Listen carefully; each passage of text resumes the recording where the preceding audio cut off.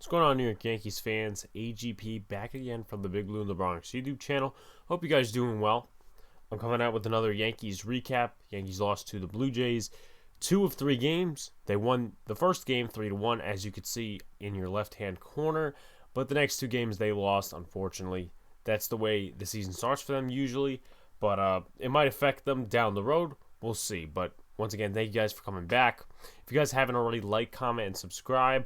Turn those notification buttons on so you're notified when a video drops or a live stream pops. I will have videos coming out throughout the rest of the week. A live stream on Saturday, a live stream on Monday. Obviously, that's the Boys in the Big Apple podcast. I'll have a video out on Sunday. A lot of fun stuff through the next 4 or 5 days. So let's get into it. The Yankees won this game, the first game, on the 12th, 3-1. They only had 4 hits, and those hits, bottom 3 hitters. Kyle Higashioka stroked 2 home runs, and for all the people who listen to Yankees WFA on radio, John Sterling does the call, and his home run call is Higashioka, the home run stroker. Nothing dirty meant there, but obviously that is why I put the strokes 2 home runs. Great outing for Garrett Cole. 6 innings pitched, 3 hits, 1 earned run, 1 walk, 8 strikeouts, 1.47 ERA. He is, let alone, the best pitcher in this rotation right now. The rest of the rotation seems to not find the rhythm. Montgomery, Herman, Tyen, and Kluber.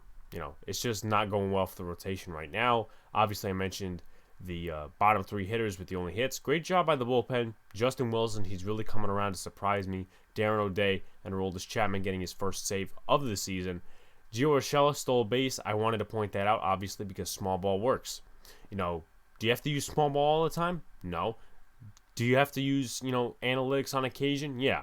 And I support that, but I don't support using it all the time to where, you have 4 outfielders. That just doesn't make a lot of sense, at least to me, because, you're taking away from what this game actually was, and you're basically combining that with benefiting and trying to make this game geared towards the millennials that don't care about this game. That's just my opinion.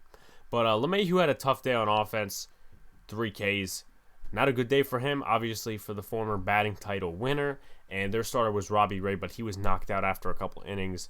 And then Ryan Borucki, Rafael Dolis. They had one other pitcher, which was Miza, and Tyler Thornton finished the game for them. But that's pretty much that in terms of Game 1. Let's go to Game 2. Okay, so let's go to Game 2. Obviously, a little more depressing. Yankees lost this one 7-3. There's a lot to take away. Giovanni Urshela started at shortstop. He was filling in for Gleyber Torres. Torres had an injury Monday night as he slid back into first base. Something with his hand, his wrist, something up in this area. Obviously, x-rays came back negative, so he did play in Wednesday's game. But nonetheless, other than a throwing error, I believe it was, he was fine. That's something for the Yankees to consider. If, Torres was to be injured, if Torres was to be traded, if Torres was doing bad on defense, I think he is a backup option. He probably played some time there in Cleveland, but I am not too sure about that one. Another bad outing from Jameson Taillon. We have to call it like it is at some point. Yes, you can back it up with the context that he has not played in 2 years. He has not pitched in 2 years before this, but he's had 3 starts, and he really hasn't impressed me. The first start, it was okay, but then it got worse down the road. 3.2 innings pitched, 8 hits, 5 walks, 5 earned runs, 1 walk, 3 strikeouts, a homer, and 7.56 ERA. Lucas Ludge was behind him. He gave up a home run to Rowdy Tellez. He really hasn't been that great. Yes, 3 strikeouts, but 7.11 ERA. Him and Jay Bruce happen to be one of those guys, and I feel like this happens in the NFL and the NBA and, all the preseason sports, that they do good in the preseason, but when it comes time for the regular season and they make the team, they don't do as well. Jay Bruce, Lucas Ludge included, and once again, Ludge had not pitched in about 5-6 years in the major leagues, but you have to make, do of your time in the major leagues. And, he showed some good stuff against, multiple teams in spring training, but he can't translate it here, and I don't know why. Other bullpen arms like Luis Cess and Albert Abreu seemed to finish the job. Abreu, he had limited opportunities, 4.50 ERA, so that's why the ERA is a little high. Umpire had a horrible and inconsistent strike zone. That's Eric Backus, and I posted a meme on Twitter, and I was commenting on Twitter. But once again, with the Yankees, you kind of have to still find a way out of that. You really shouldn't be using the umpire as an excuse unless you're the Saints fans that, basically if the referee makes one bad call, you're going to go uproaring and protesting in the streets and stuff like that. But the Yankees have to find ways around that. This is generally in any sport. If an umpire acts a certain way, if he, closes the strike zone, if he widens the strike zone, you have to get used to that. So that's just something about baseball. I mean, obviously, once again, other sports are different, but you can't use the referee umpire as an excuse as to why you lost. And you can't let errors take down your game. Before they get into that, the Yankees grounded into 3 double plays. They currently lead the major leagues in the most double plays hit into, I think they're at 16 right now. That's not good. Can't let errors take down your game. And what I mean by that is this happens in the mental game. Gary Sanchez, he was caught in a rundown in the 8th inning as they were trying to execute either a double steal or an advancement on a wild pitch. And what happened was he was caught on the bases, basically 40% up the line. Then he was, trying to go to second, then went back. And, you guys can go watch that. A lot of Yankee fans remember that. A lot of Yankee fans are still mad at him for it. But you can't let that go in your head. Why do I say that? Because the next inning, he was making a few screwy plays behind the plate, whether it became to blocking, whether it became to, getting crossed up on some certain plays. Listen, mental errors happen, but you can't let them impact you for the rest of the game. Coming from an athlete myself, athletes will tell you that. And it's no excuse. It really is no excuse that, you let the mental game. Because once you let it affect you, one mistake, that could affect your entire team. Just saying it how it is. Just saying how it is. And, lots of athletes will tell you that. Lots of people who've played team sports will tell you that. You make a mental mistake. If you let it, deteriorate you, it will, have an effect on your whole team. So Gary Sanchez, listen, I get he's trying to put in the work, and a lot of people were hyping him on Twitter. Oh, he's putting in the work, Gary haters, blah, blah, blah. But these things can't happen. A lot of people think it's just physical. It's mental, too, in terms of the sport. Sorry, that's just the way it is. So let's go to Game 3, which is the rubber game of this set. Obviously, the Yankees lost that one as well, but we'll get into it. So the Yankees lost this game 4-5. It was Game 3. It was Wednesday afternoon. Let's start off with some of the good things and just go down, and then I'll go into pretty much a preview of the fan base's reaction, spanning in the aftermath after the game, meaning Game 2, of everything that happened. So Judge hit 2 home runs, great. Pretty much, obviously, the first run of the game, then had the second run of the game, and then obviously, a couple innings later, Gio Urshela with the 2-run single. The Yankees lead the majors with 16 double plays hit into. Not good at all. That comes with, the level of the ball you're hitting with. And also, you could factor in the shift and whatnot, but we'll get into that at the end because I really have a couple of things to explain about it, me being a baseball player.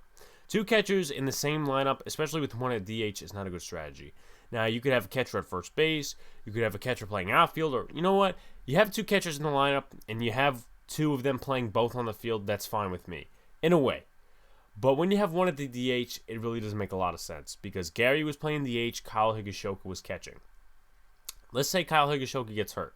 Gary Sanchez now has to swap to the catcher's position, and you lose the DH, which means your pitcher has to hit.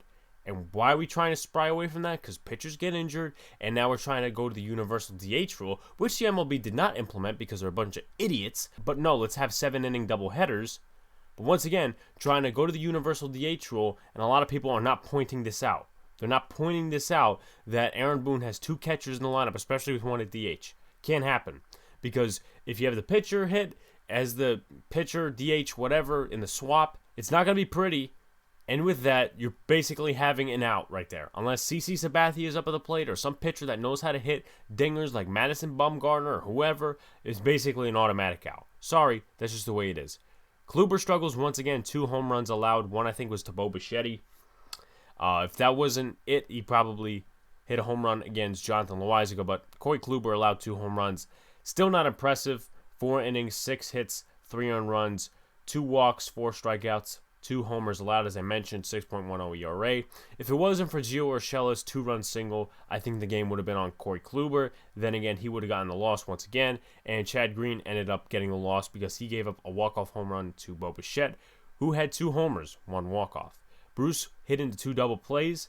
I mean, once again, I don't know if I mentioned this already. I probably did. I'll mention it again. Some guys that do great in the preseason, spring training, whatever you call it, just can't translate it into the regular season. Jay Bruce and Lucas Ludge are two prime examples. Sorry. And Justin Wilson is one of those pitchers that really pissed me off during spring training because he didn't really do that well. When he got into the regular season, he's pitching well. I mean, he still hasn't given up a run yet.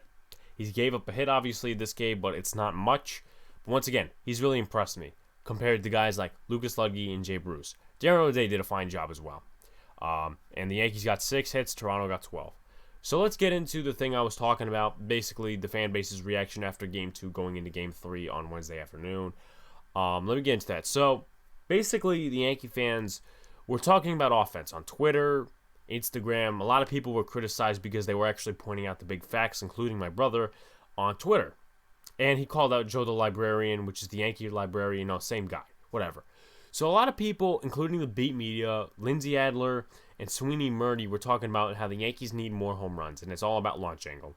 That's not necessarily true, because obviously the shift plays into it and whatever, grounding into double plays and, that stuff. And I get you have Giancarlo Stanton and Aaron Judge in the lineup, guys who are power hitters, don't necessarily hit to the gaps. They're more of a home run type. They don't hit singles. They don't steal bases. I get that. Trust me. But when your whole lineup is doing it, it doesn't make a lot of sense. And when it fails, it doesn't make a lot of sense. People are out here commenting, oh, the Tampa Bay Rays, that worked for them. Yeah, but everybody's formula for success does not always, it's not always duplicated. It's not. If the Yankees can't hit home runs every at-bat, it's a failure. It is a failure. And it doesn't work for everybody. Sorry, but a lot of people can't accept that. And let's explain something here. You guys might hear it in, the mic, but I'm going to use this as a baseball, as a tee, for just 20 seconds. For those who have played baseball, and if you haven't, you're going to learn something from me. Something, obviously, other than sports, in terms of, sports as in Major League Sports. I'm teaching you something about baseball here. So, let's pretend this is a baseball on a tee. The Yankees, in Game 3 of the first Toronto series, were popping it up a lot. Why are they doing that? You're asking questions about it. Pretend I have a bat right here, and I really wish I did. I don't have it right now, which is unfortunate. I'll probably do it for another video or something like that. That means they're getting under the ball. That means the ball is coming across anywhere in the strike zone, either high, low, whatever, and you're getting under it. Basically, when they're loading and they're trying to swing for it, they hit it like this. They hit under it, and it pops up, and it's an out. Now, we're going to talk about ground balls. Lower this a little bit. You load up here. I'm going to lower this down a little bit. Load up here. Turn it. You start lowering the shoulder. You start lowering everything. The ball is immediately chopper. And if you do it like this, basically the ball stays up a little more, but it's still going to be a double play ball. So just one more time to show you guys, and then I'll show you guys the correct way, or at least the way I was taught. This is going to be a pop-up if you load either down, because Giancarlo Stanton, he loads here. He keeps the bat basically on his shoulder. And he tries to hit the home run ball, but once again, you're under the ball. Now, obviously, the other way with the double play ball is basically if you load up here, but you start turning everything down. Let me lower this once again.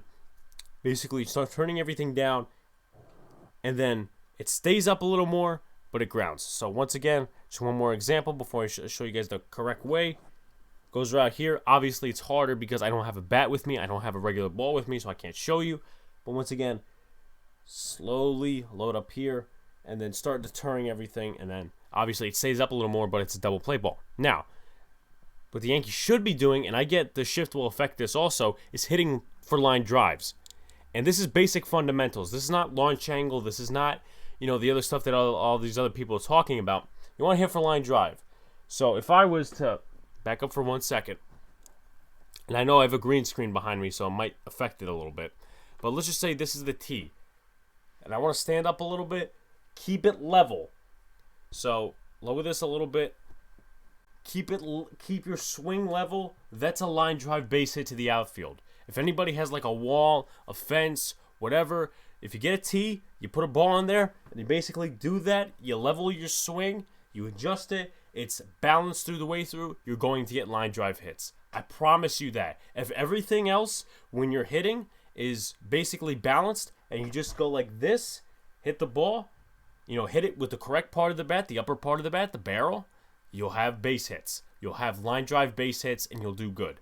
So that's pretty much it for this video. I know I kind of included this instruction part at the end, but I want to basically show that I know what I'm talking about, and not these analytics bugs who have never played a baseball game in their life. But I want to show you that I know what I'm talking about, and I know something because my coaches taught me it.